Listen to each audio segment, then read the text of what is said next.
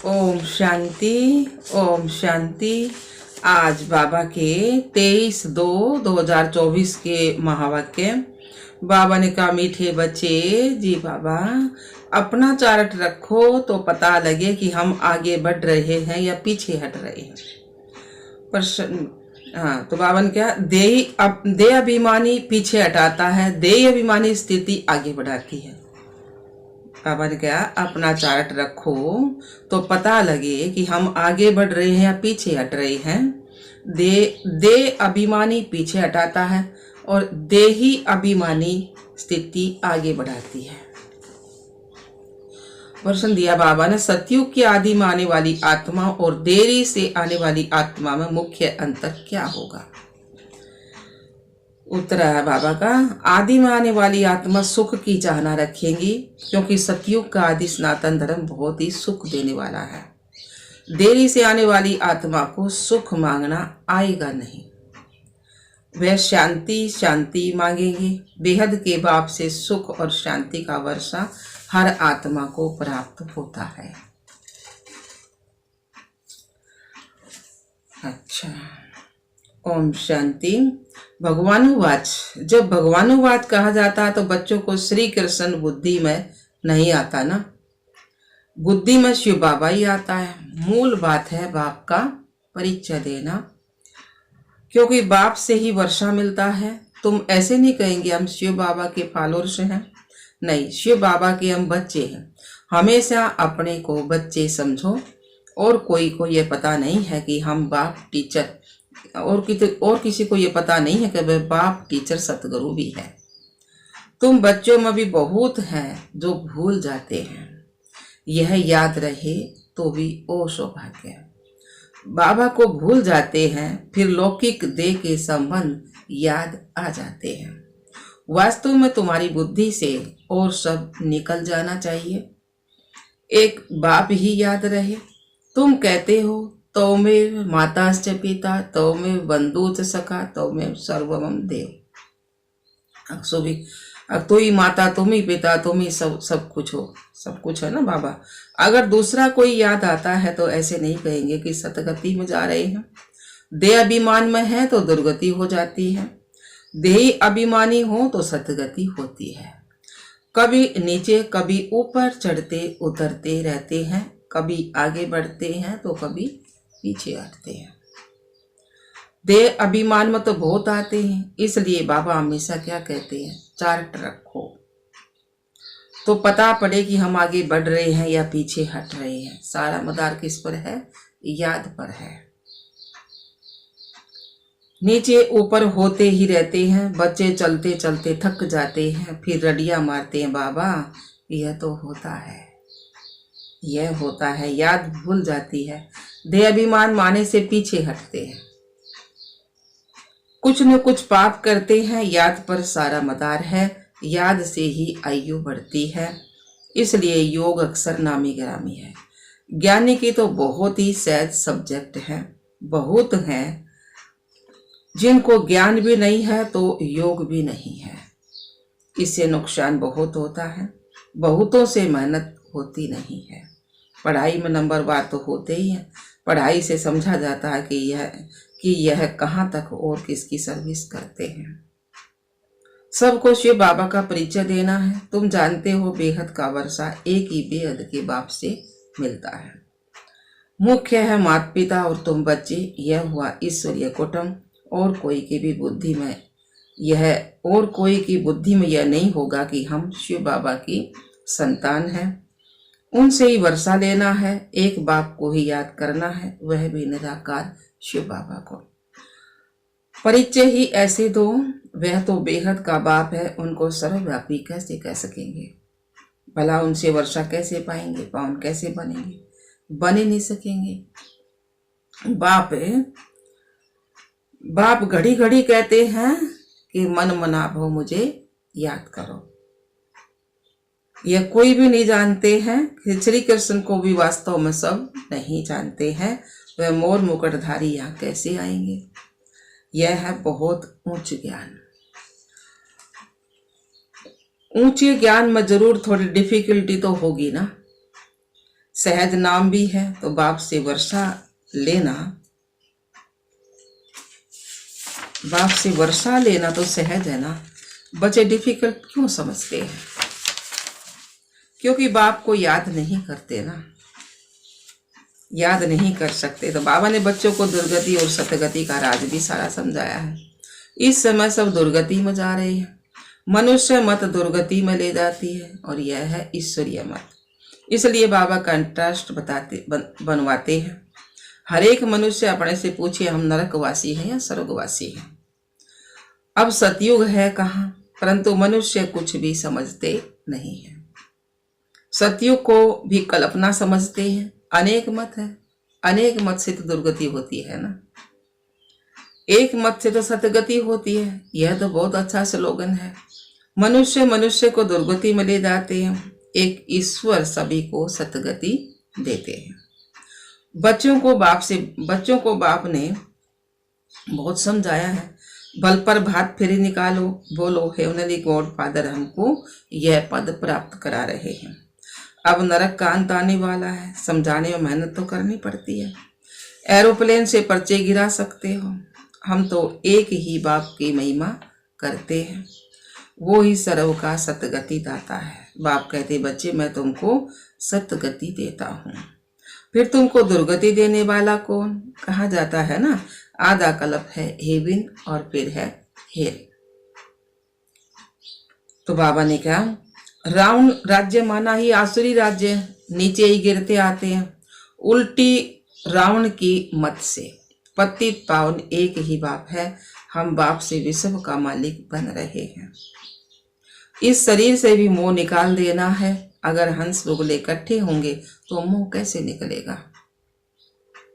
हर एक की सरकमपेंटास देखी जाती है। हिम्मत है कि अपना शरीर निर्वाह आप पे ही कर सकते हो, तो फिर ज्यादा झंझट में क्यों फंसते हो? पेट बहुत नहीं खाता है, बस 2 रोटी खाओ और फुरना, और कोई फुरना नहीं है।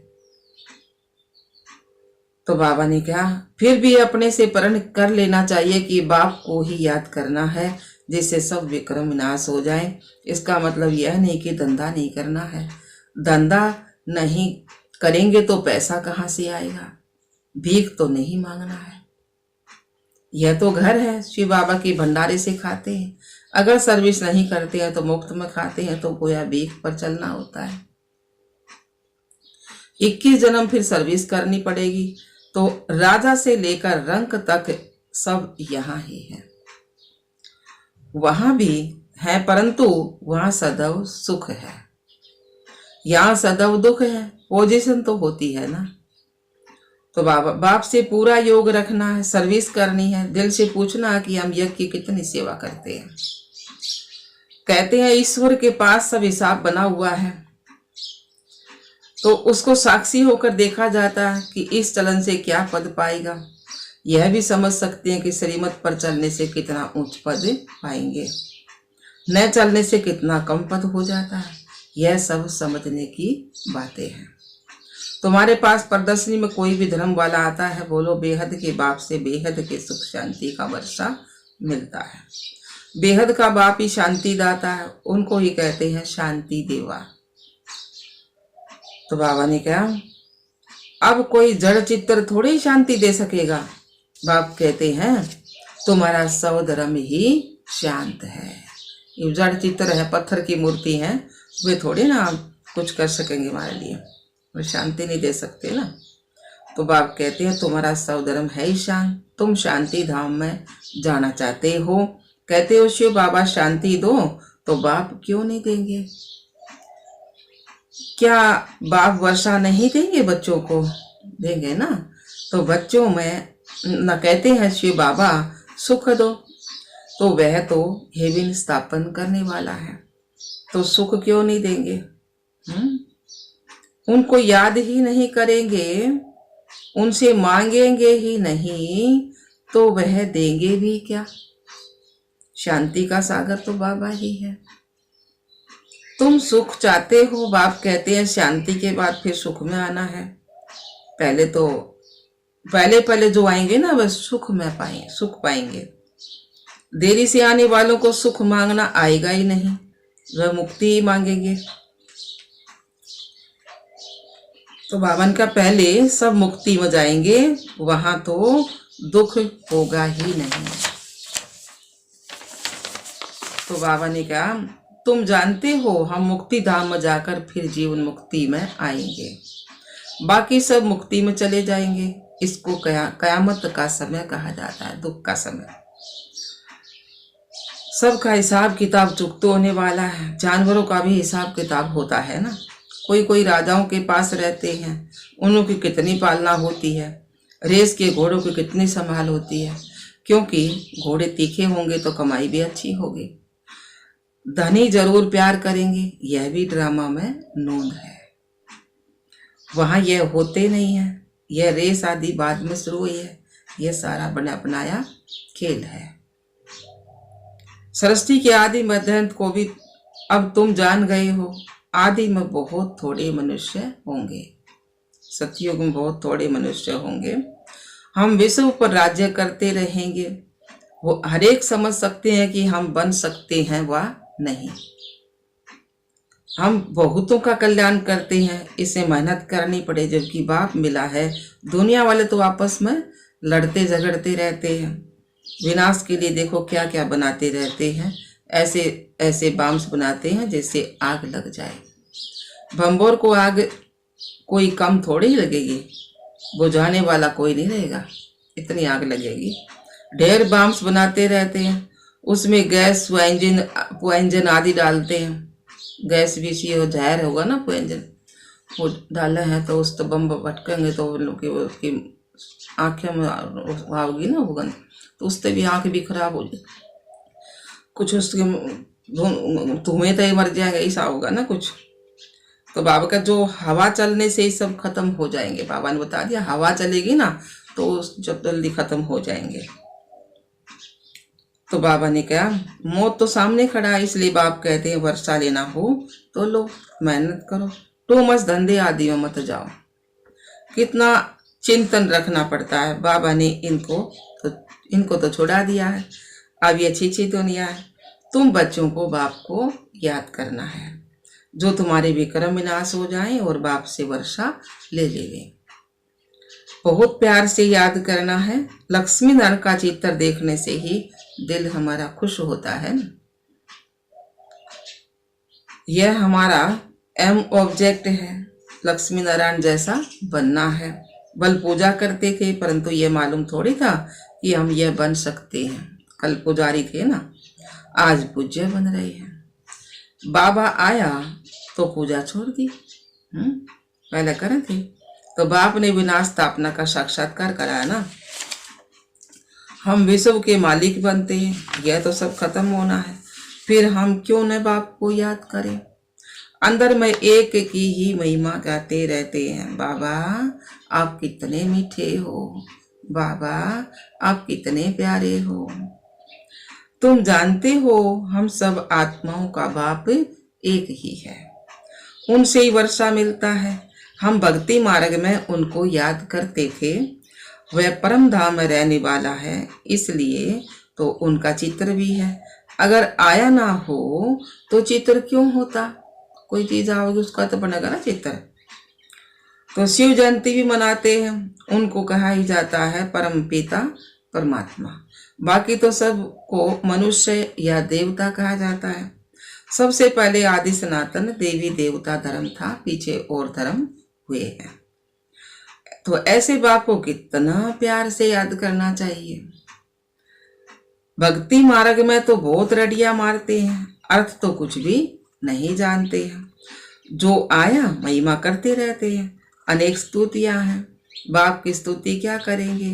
तुम ही कृष्ण हो, तुम ही व्यास हो, तुम ही फलाना हो, ये तो गला नहीं हुई।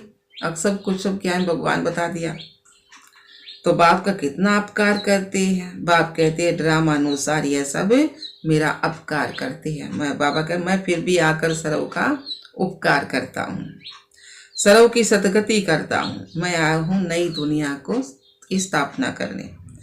यही हार जीत का खेल है, 5000 वर्ष का बना बनाया ड्रामा है। तो इसे जरा भी फर्क नहीं पड़ सकता। जरा भी फर्क नहीं हो सकता। यह ड्रामा का राज बाबा के बगैर और कोई समझा ना सके। मनुष्य मत तो अनेक निकलती रहती हैं, देवता मत तो मिलती ही नहीं है। बाकी है मनुष्य मत, हर एक अपना अकल निकालते रहते हैं। अब तुमको और कोई को भी याद नहीं करना है। आत्मा सिर्फ अपने बाप को याद करती रहे, मेहनत करनी है, जैसे भगत भी मेहनत करते हैं ना, बहुत श्रद्धा से भक्ति करते हैं। जैसे वह भक्ति है तुम्हारी, फिर है ज्ञान की मेहनत। भक्ति में कम मेहनत करते हैं क्या? गुरु लोग कहते रोज सो माला फेरो, फिर कोठरी में बैठ जाते हैं। भक्ति में कम मेहनत करते हैं क्या? बाबा ने कहा बहुत मेहनत करते हैं ना, माला फेरते फेरते घंटा लग जाता है। बहुत करके राम राम की धुनी लगाते हैं। यहाँ तो तुमको बाबा की याद में रहना है, बहुत प्यार से याद करना है। कितना मीठे तो मीठा बाबा है, सिर्फ कहते हैं मुझे याद करो, देवी गुण धारण करो। खुद करेंगे तब दूसरों को भी रास्ता बताएंगे। बाप जैसा मीठा और कोई भी हो नहीं सकता। कल्प के बाद तुमको मीठा बाबा मिलता है। फिर पता नहीं ऐसे बाप को क्यों भूल जाते हो। बाप स्वर्ग का रचयिता है, तो तुम भी जरूर स्वर्ग के मालिक बनते हो, परंतु कट उतारने के लिए बाप को याद करो। जंग उतारने के लिए बाबा को याद करो। न याद करने की ऐसी कौन सी मुसीबत आती है? कारण बताओ, क्या बाप को याद करना डिफिकल्ट है?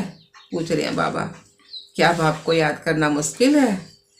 अच्छा जी बाबा, मीठे मीठे लक्की सितारों प्रति माता पिता बाप दादा का याद प्यार और गुड मॉर्निंग। रूहानी बाप की रूहानी बच्चों को नमस्ते। हम रूहानी बच्चों की रूहानी बाप दादा को याद प्यार गुड मॉर्निंग, नमस्ते नमस्ते नमस्ते जी। हम बाबा के बच्चे सदा रहें हंसते और हंसाते। शुक्रिया मीठे बाबा, शुक्रिया बाबा। धारणा के लिए मुख्य सार में बाबा ने सुनाया है। पहला पॉइंट, शरीर निर्वाह थे कर्म जरूर करो, लेकिन टू मच झंझट में नहीं फंसना है। ऐसा चिंतन धंधे आदि का ना हो जो बाप की याद ही भूल जाए।